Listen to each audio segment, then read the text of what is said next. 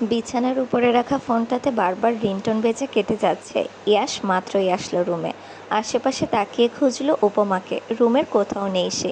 Balcony, washroom সব জায়গাতেই দেখলো, কিন্তু কোথাও নেই উপমা।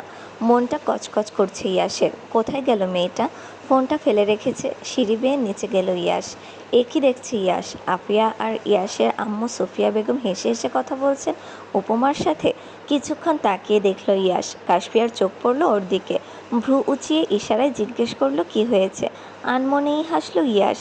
এই মেয়ে সবার মন জিতে নিতে পারে সহজেই, যেভাবে জিতে নিয়েছে ওর রাগী মা বোনের মনও। ইয়াশ নিশ্চিন্ত হয়ে চলে গেল নিচের রুমে। বিছানার কাছটায় এসে হাত দিল ফোনটায়। কল দিল সেই নাম্বারে। ফোনের ওপার প্রান্তের মানুষটা কল রিসিভ করতেই বলল ইয়াশ, কৌশিক কেমন আছে ইয়ানা? আপাতত ভালো। ভয় নেই তো আর? আছে। কৌশিক এখনও পুরোপুরি সুস্থ হয়নি ইয়াশ। কম হলেও আরও মাস তিনেকের মতো তো লাগবেই।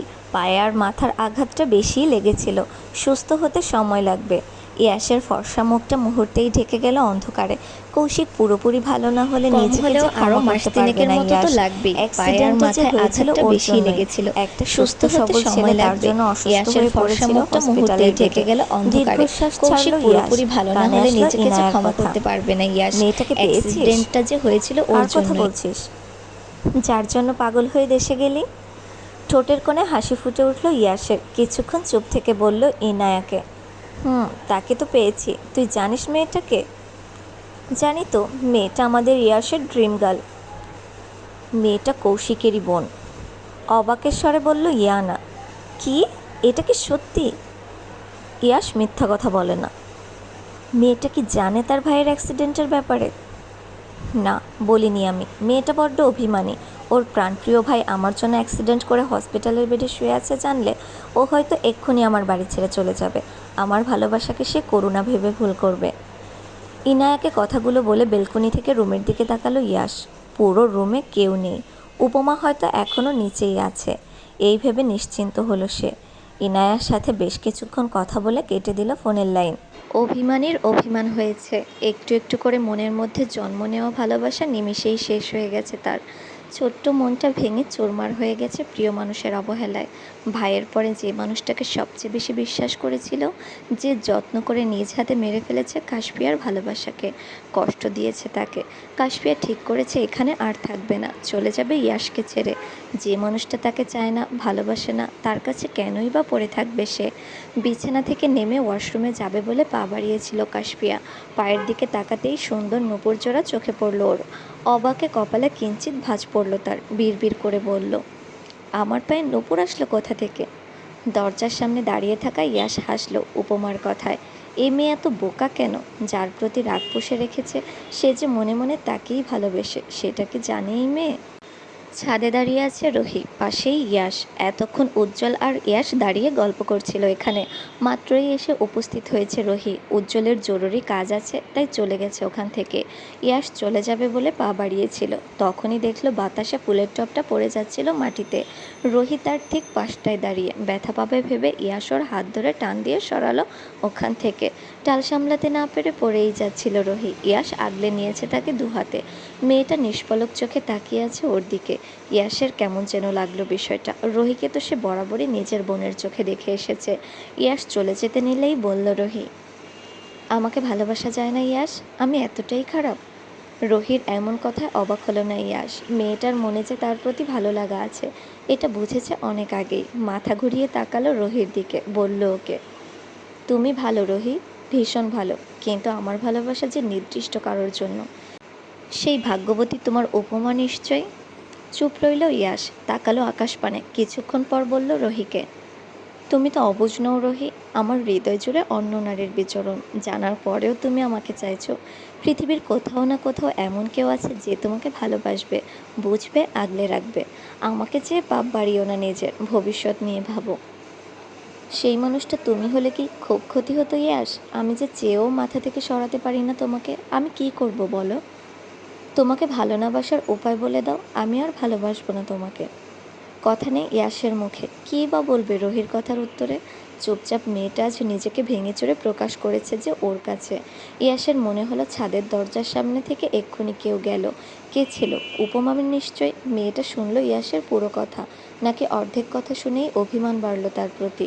ইয়াস চলে গেল ছাদ থেকে। ওর যাওয়ার পানে তাকিয়ে দীর্ঘশ্বাস ছাড়ল রোহি। দুফোঁটা পানি গড়িয়ে পড়ল চোখ থেকে। বলল সে, তোমাকে না পাওয়ার আক্ষেপ আমার সারা জীবন থাকবে ইয়াস। হয়তো মৃত্যুর আগ পর্যন্ত। আমাকে একটু ভালোবাসলেও তো পারতে তুমি। এই অপূর্ণতা নিয়ে মরতে হতো না আমাকে। মেঝেতে বসে হাঁটুতে মুখ গুজে কান্না করছে কাশপিয়া। ছাদে তখন গিয়েছিল ইয়াসকে খুঁজতেই। যখন ইয়াস আর রোহিকে ওভাবে এতটা কাছাকাছি দেখলো, মনের মধ্যে কি হচ্ছিল কেবল কাশপিয়াই জানে। রোহির পাশে যে সহ্য হচ্ছিল না ইয়াসকে। রোহিই বুঝি সেই ভাগ্যবতী যার জন্য কাশপিয়াকে সমানে অবহেলা করছে ইয়াস। কথাগুলো ভেবে ঢুকরে কেঁদে উঠল কাশপিয়া। মনে মনে ঠিক করলো আজকেই চলে যাবে এখান থেকে, আর কখনোই আসবে না ইয়াসের সামনে। বারবার দরজায় ধাক্কা দিচ্ছে ইয়াস, ডেকে যাচ্ছে তার উপমাকে। উপমা কি তবে ভুল বুঝলো ইয়াসকে? ধৈর্যের বাঁধ ভেঙে গেল ইয়াসের। প্রচণ্ড রেগে গেল এবার। ধমকের স্বরে বলে উঠল কাশপিয়াকে, তুমি কি দরজা খুলবে নাকি ভেঙে ফেলবো? আমাকে দরজা ভাঙতে হলে তোমার অবস্থা থাকবে না উপমা। চোখের পানি শাড়ির আঁচল দিয়ে মুছে নিল কাশপিয়া। উঠে গিয়ে দরজাটা খুলে দিল সে। চলে যাচ্ছে দেখে ইয়াস ওর হাত ধরে আটকালো। রেগে বলল, সমস্যা কি তোমার? রাগে ফুঁসছে কাশপিয়া নিজেও। ইয়াসের থেকে নিজেকে ছাড়াতে চেয়ে বলল কটমট কণ্ঠে, আপনার সমস্যা কি? কারণে অকারণে আমাকে ছোবেন না, ছাড়ুন বলছি। তরতর করে রাগ বাড়ল ইয়াসের। শক্ত করে কাশপিয়ার হাত চেপে ধরে বলল, তোমাকে স্পর্শ করার সার্টিফিকেট আমি অনেক আগেই পেয়েছি উপমা। তোমার শরীর মন মস্তিষ্ক জুড়ে বিচরণ করার অধিকার কেবল ইয়াস রাহানেরই আছে। ভুলে যাচ্ছ তুমি আমার বিয়ে করাবো? ওটাকে বিয়ে বলে? দয়ালু ইয়াস রাহান আমাকে বাঁচাতে আমার ভাইয়ার দেওয়া দায়িত্ব পালন করতেই কেবল এই বিয়ে করেছেন। আপনি আমাকে একবারও বলেছেন আমার ভাইয়া হসপিটালে পড়ে আছে, ওর অ্যাক্সিডেন্ট হয়েছে, তাও আপনার জন্য বলেছেন আমাকে? হাতের বাঁধন আগলা হয়ে এলো ইয়াসের। পিছিয়ে গেল কয়েক পা। এসব কথা উপমা জানল কি করে? তবে কি ইনায়ার সাথে ফোনে বলা কথাগুলো সব শুনে নিয়েছে উপমা? মেয়েটা কি এসবের জন্যই রাগ করে আছে ওর ওপর? কিভাবে বোঝাবে উপমাকে? কৌশিকের সাথে এমনটা হোক তা কখনোই চায়নি ইয়াস।